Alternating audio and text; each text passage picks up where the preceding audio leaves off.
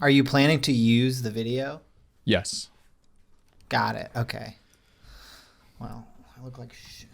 You look great. You look great. Let it out, dude. Let it out. Let him Show know. off my new middle part. Let him. Yeah, just got it. Figure I'd take it on the podcast circuit. Yeah. Filthy little fuck. I should make that a tier where it's like, filthy little fucking pig beard. I'll dom your ass. I'll e-dom you. One for like podcast just for you, where you just lay into this pervert for an hour. It'll be Charlotte's Web, and I'll just call you a fucking piggy the whole time. And number one rule, do not break it. If you do, I will cut your fucking feed without hesitation. Don't break it? Number one rule, have fun. Okay, got it. Okay, I thought not for a second. I thought number one rule was don't break it. Yeah, number one rule is don't break any of my stuff here at my home, please. Okay. I wish I could. At this point in my life, I should be able to make that promise, and I am telling you, I don't feel comfortable making that promise. That you're gonna have fun, or that you're not gonna break the stuff in my house. That I'm not gonna break anything. Okay. All right. Well, as long as it's just on your end, that's cool. Break away. Yeah. Break away, baby. Yeah. That's what I tell all my wives when we talk about my heart. I say, "Hey, break away, baby. Break away, baby."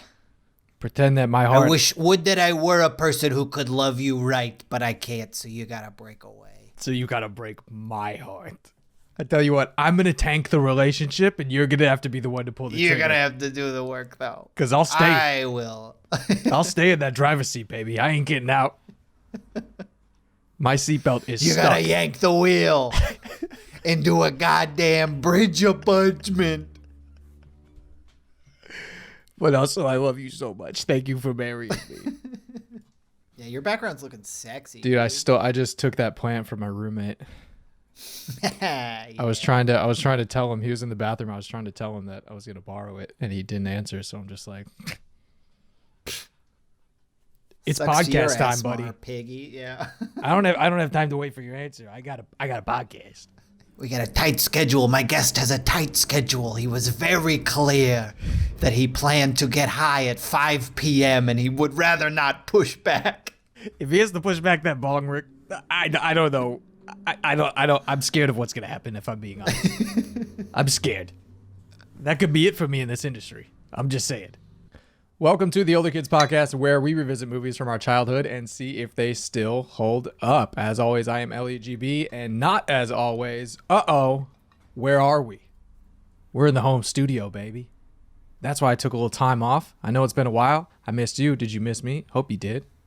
But it's been a little while because I was getting this home stew set up for this very important episode. I kind of just zoned out there for a second, but let me start that over, okay?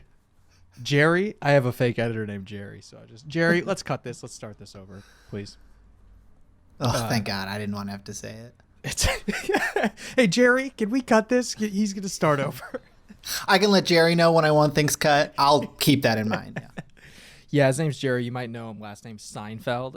Yeah, he's my editor. But no big deal. That's actually why he left the show. Don't they have basketball on TNT?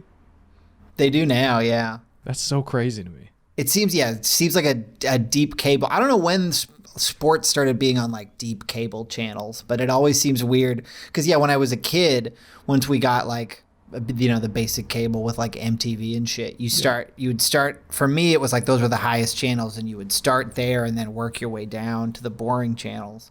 And so it's weird like thinking that in those like top channels that had all the sexually titillating stuff, now there's also sports. Well, that doesn't belong there. Yeah, and it's also like the NBA on TNT, and then once this game's over, Uncle Buck. Yeah, Uncle Buck. Yeah, like Black Sheep 3 times in a row. They're doing copy, like ad reads in the middle, and they're like, Shaq, you're kind of the Uncle Buck around here, aren't you? And then speaking of... Coming up Stay next. tuned after the show. Talked Where about did you find? What was this behind the scenes thing? Did it come from the original? Don't worry like, DVD? about it, baby. No, it was. It's on YouTube. Okay. I'll send it to Because you. the I'll post it. Wikipedia page has almost no information about the movie. I was pretty disappointed. Yeah, but you gotta go. You gotta look deep. Okay, you gotta go deep web on this one. You gotta hit YouTube. And I investigated as hard as I know how to investigate, which is with one Google search and the first 4 results. And I was like, there's nothing. There's no oral history. Yeah. Someone told a story about going to see a Don Rickles show, and they will just...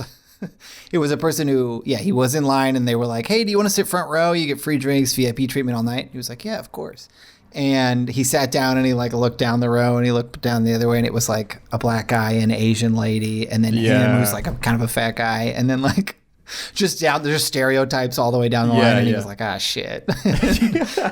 And so now I was like, oh, if I ever, which is so dumb because he is dead, but I was like, if I ever, they're doing holograms. That would be funny though, just the realization, sitting down and just being like, oh no.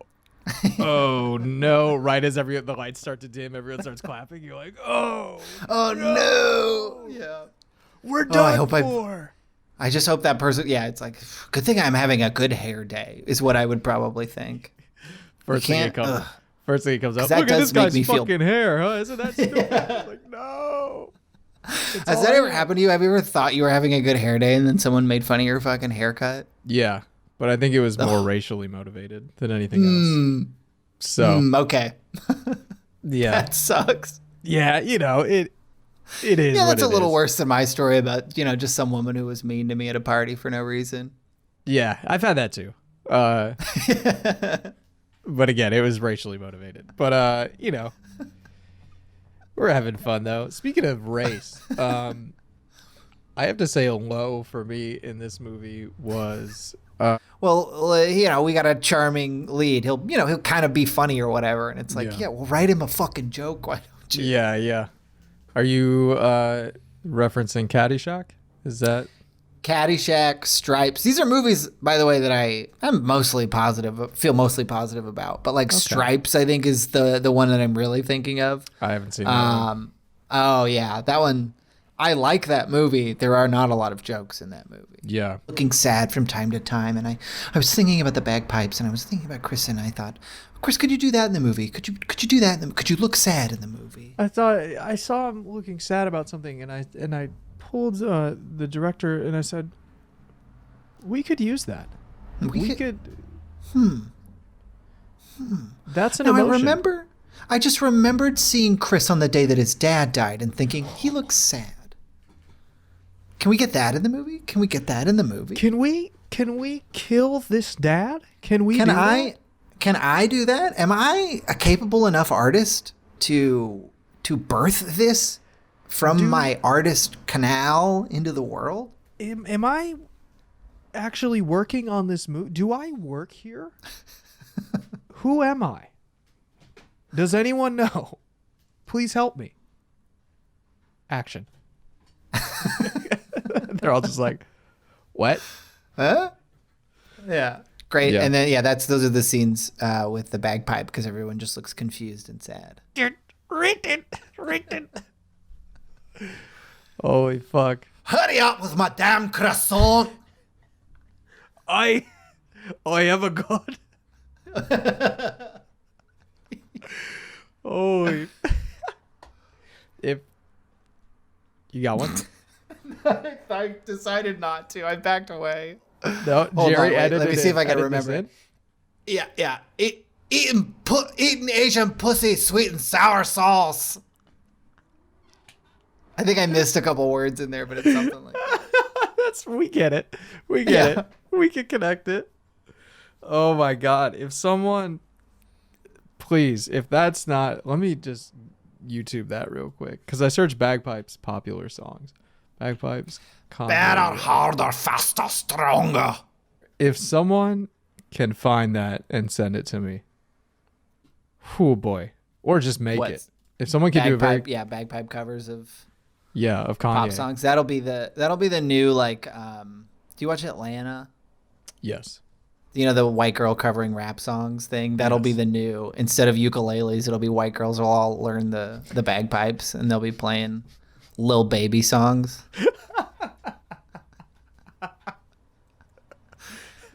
I needed to Just show like us a bop in it. And there's like a 20-year-old white girl. Yeah. Trip too hard.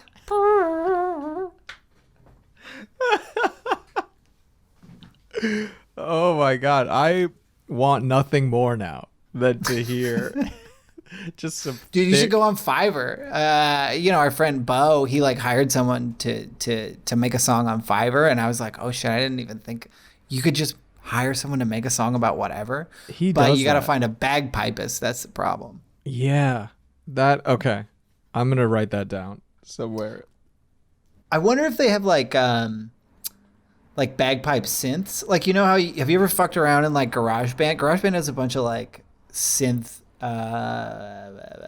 emulators, I guess. I don't really know what you call it, but it's got all kinds of synths so that you can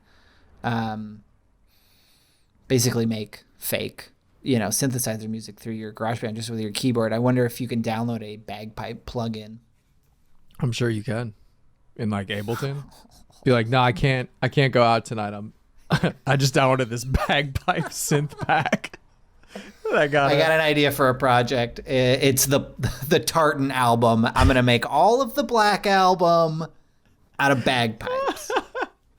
Dude, that is one part of the early to mid 2000s that I miss, where people just made mashup albums. Dude, mashup albums were what was it? fucking sick. The Gray album, there was the Black The album, Gray and the album, White album. yeah, that one.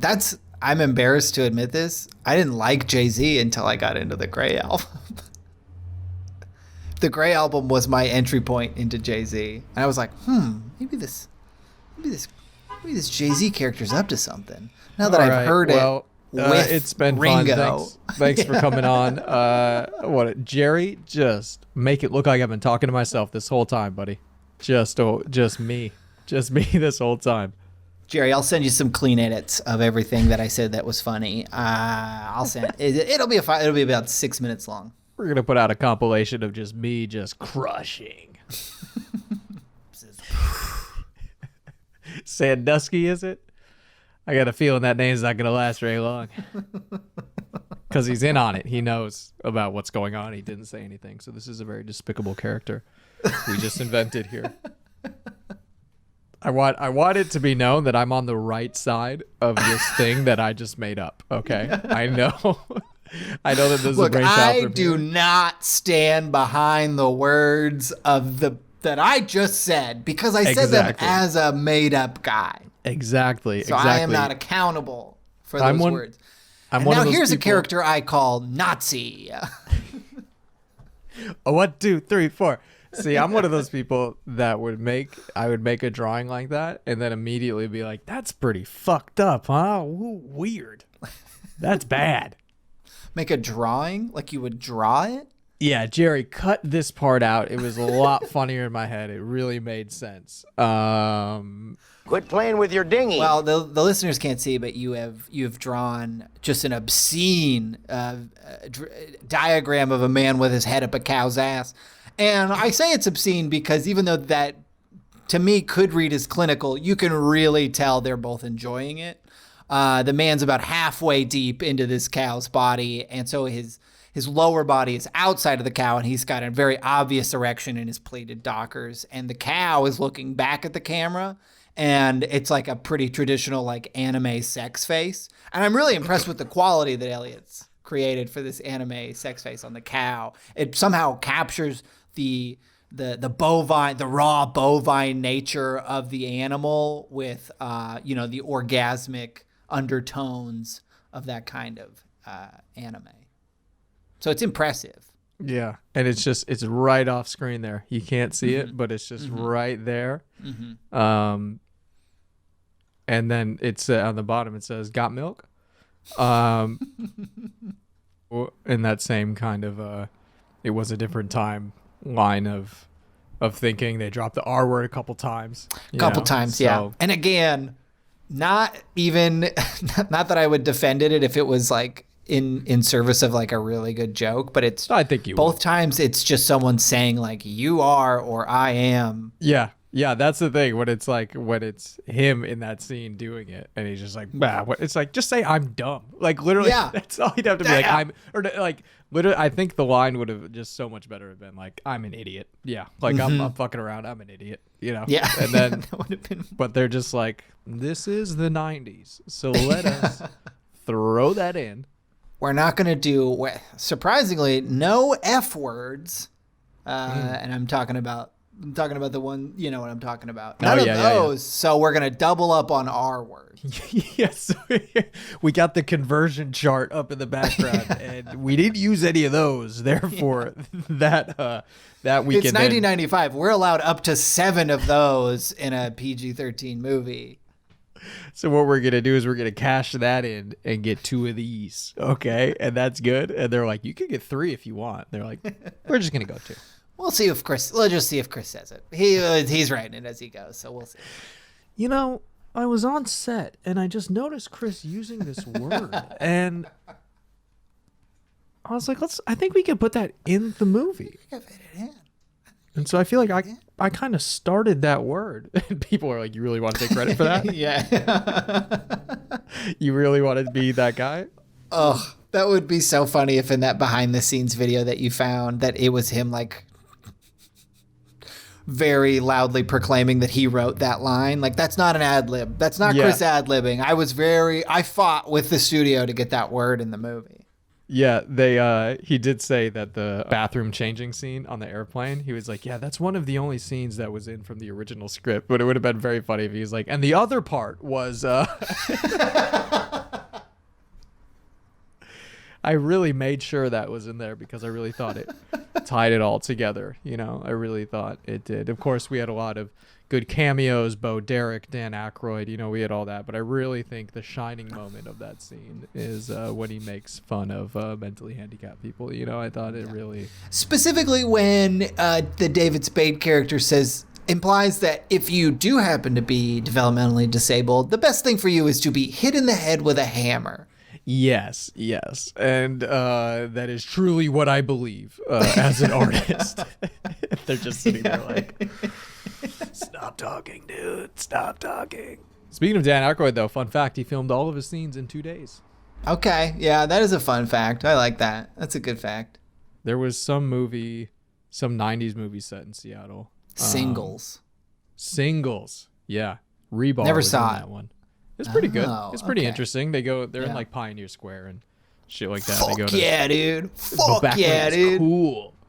Oh yeah, I do love it when I see Seattle in a movie or a TV show. Though I'm a cheap date for anything that takes place near where I grew up.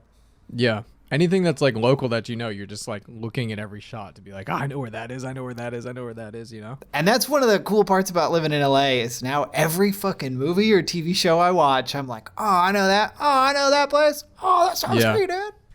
Yeah. Or just coming out here and seeing like, oh, this is what it's like in the movies or TV. Like, especially like doing this, like watching old like Disney Channel movies or whatever, and then every time they're like at school, it's like an outdoor school and shit. Growing up in Wisconsin, I'm like, fucking outdoor school, that sounds so crazy. But seeing them, I'm like, oh yeah, they're all like that. Yeah, like they're all like one of my roommates. She I don't even think she had like a locker in school, or one of my roommates didn't have lockers. So we were talking about it. He's like, man, I always wanted a locker. I thought that'd be so cool. And we're like. What? And then she was like, yeah, we had lockers. They were outside. And to me, that's fucking insane. Mm-hmm. But my high school, from what I understand, they rebuilt it in like, I don't know, 95. So, you know, almost a decade before I got there. But from what I understand, from like the 60s to the mid 90s, it even though it was in the Seattle area, they used like a Southern California design and it had lockers outside and it was miserable for everyone involved. Yeah. So the thought of having outdoor lockers, crazy. But did you use your locker in high school? I didn't use much school stuff in high school. I was physically there, but I tried to do as little as possible. So I think I did there, but there were spurts where I'm like, I'm going to be a good student. I'm really gonna do it. And then like a week and a half later, I'm like, this is not fun. So I'd use my locker for a little bit, and then it just got to the point I think where I would just leave books in there and shit and kind of forget about it for a long time. But then especially once I got a car too, I was like, there's no reason I'm not putting anything in here. Maybe once I had a car, I think I used my locker a few times freshman year, and then it was like really the locker was, I don't know about your middle school, but in my middle school, locker culture was big. There were 2 long hallways of lockers. Everyone would show up before school, put all their books in their locker, and then hang out. And then like groups of kids would just do laps. Like, like the cool girls would just do laps and like say hi to whoever on their way. And everybody had their stuff in their locker. And between every period, you'd go to your locker and you'd put in whatever book you were just using, and you'd pull out whatever book you needed for the next class. But then, as soon as we got to high school, it was just like, I got a backpack, I got a car. Who the fuck am I? What do I need this shit for? Yeah, exactly. It's I got a little locker on me, and I got a mobile locker on the street. Okay, so hey, and Jerry, don't edit this out. I know it's locker room talk, but leave it in. Here's your comedian card back, buddy. Thank you. Thank you. All right, I think that's. Did you just eat it? I kissed it. Okay. All right. Don't eat the card. And then I ate it. Yes, I tenderized it with a kiss, and then I ate it. Can't take it away if it's in my gut, unless you want to put your head so far up my ass that you end up in my stomach. I could get a good look at a T-bone by sticking my head up Brent's ass, but I'd rather take a doctor's word for it. Jerry, keep that. I'm trying to think of what else I had. The only other things I had was, do you ever watch Peaky Blinders? No, I've never seen it. Okay. Well, the part where I think it might have been the bagpipe scene where he's walking around looking very sad, and he's walking through the outside of the plant, that looked a lot like Peaky Blinders. Like Peaky Blinders, mate? Oi, Peaky Blinders, yeah. Tommy Shelby. They're British, right? Yeah. Okay, good, because you can't be Peaky Blinders and be American. A lot of voices. Doing a lot of voices on this podcast. I hope Jerry, I hope that's okay. Welcome to the voice cast. Jerry's just sitting there like, this is the voice cast. No, but he's walking around outside, and it looks like the actual building looks a lot like the set of Peaky Blinders, because they're around like a factory in the early 1900s. Okay. And it like physically, just the shots line up very well. I thought Peaky Blinders was about poker for some reason. It's gambling. They do like horse betting and shit like that. I know how you feel. Did you ever see the movie 50-50? Yeah, was that the Seth Rogen one? Yeah, where Joseph Gordon-Levitt is Cancer. A real laugh riot. It's honestly, it's fine, but it takes place in Seattle. But yes, it's very obvious that it's filmed in Vancouver because it's just generic, like gray, hilly.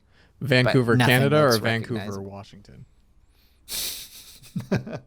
I wish Washington, but that was Canada. Let me tell you, when I moved to Seattle, okay, camera on me. When I moved to Seattle and I found out that there was also a Vancouver, Washington, that was very much the direct opposite of the Vancouver that everyone thinks about. Boy, was that great, and it pissed me off that not enough people made like jokes about it all the time. When someone's like, "I'm going to Vancouver," no one was like, "Ooh, which one?" Everyone was just like assumed. But I'm you're going to Vancouver. Well, I assume you are going for the bikini baristas then. Are you going for the bikini baristas or the meth? What's which? Pick your poison here, buddy. Yeah, but that's realistic of her just staying in the hometown, working at the factory. She's hot. And just chill. Hot. And she's totally willing to date a large man child. Yeah. Exactly. Who got a D+. He got a D+. He graduated. He graduated. Now, when you were in college, you went to college, right? No. Okay. I've been to a college. I've been to a few colleges. Okay, I gotta log off. Sorry, I have requirements for Jerry. Who I will don't let him do that. What about in your high school? If you got a D in high school, would you still pass that class? Yes, I believe. Okay. So. I think at my school you had to get a C. I think it depended on like your average or whatever. I think it's as long as you didn't, like, if you just had to pass the final in any way, then Yeah, as long as it's not an F, it's Okay. it's better. But Okay. Yeah, I think at my school, I think you had to get a C, but then I remember in college, at my school, if you got a D, you technically passed, but if it was like if you got a D in English 101, they were like, well, you can't take 2.0 anything until you get a C. Yeah. So if you just needed to like check a box for a prerequisite for whatever, you could get a D. But if it was in if it was in your field of study, it was the same as failing. Yeah. Yeah. My school, they were just like, hey, let's get you out of here, huh? let's get you graduated. Whether you graduate or not, 400 more kids are showing up next year, and I don't have room for them and you. So we have sold that seat. So yeah, that's kind of all I had about the movie. Let me check my notes and let me make sure there's nothing I really wanted to talk about that I missed. I love watching the car fall apart. The scene where they sing the Carpenter song, that holds up. That's funny. Yep, and that was in the behind the scenes thing. David Spade said he would just do that at home. He said he had a Carpenter CD that he would put out, or he would sneak into someone's like radio or something and do that exact same thing when it would come on and be like, "Oh, what the fuck is this, huh? Well, if you want to change it, go ahead." And another thing that I liked. Yeah, so I was kind of mentioning earlier how there were scenes that I remember really well, and those didn't age great. But there's little things that I didn't really remember that that are so funny. Like when he goes to the bank and he's like, "This will only take a minute," and everyone immediately thinks he's robbing the bank, and the guards slide their guns to him across the floor. Listen up, this will only take a second. Is anybody...